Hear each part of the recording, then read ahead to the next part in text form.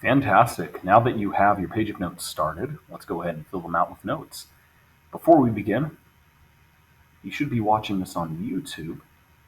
Down in the bottom right corner of this video, if you put your mouse in this general area, you should see a gear for settings pop up.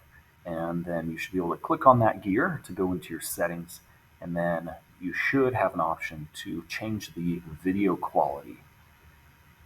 I would change the video quality to as high as you can go, and that way when we're using Inventor, everything looks crisp and clear, and none of these words look all fuzzy. So go ahead and do that now. Pause the video if you need to.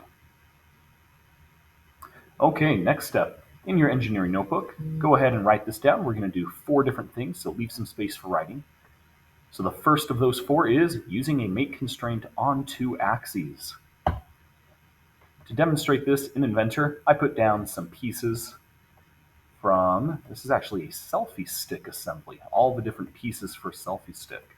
We're not going to use all of these, and you do not have access to this, so please just watch and learn. I'm going to delete a few of these pieces because we're not going to be using them. Get rid of this guy, sure, we'll use that. This guy, don't want him, don't want it, don't want it, don't want it, and we'll keep these 3 over here. Okay, one of the biggest rules in Inventor is before you do anything, you need to save. And I'm going to go ahead and just call this selfie demo. And then I'm going to save this into my OneDrive or wherever my current project is. Okay, now that everything's saved, we are good to go ahead and start working. Because this is an assembly, I'm going to take my very first piece, right-click, and hit ground.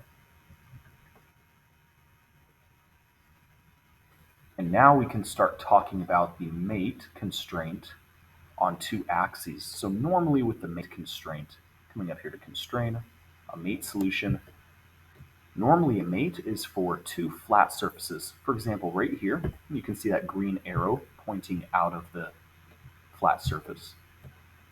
And then you click on another flat surface, and they will go together. There's another way to use the mate constraint, though. For example, by selecting those 2 axes. If I put my mouse in just the right spot, you'll see this line going through the holes. As soon as that appears, I'm going to click. And then I can come on down here to this other hole. And just the right spot, there it is. Click. And I can hit apply. And now you can see that it is constrained along that center axis. Those 2 lines have become the same line. And now this isn't very good because it can still slide back and forth. We can fix that using a regular mate constraint.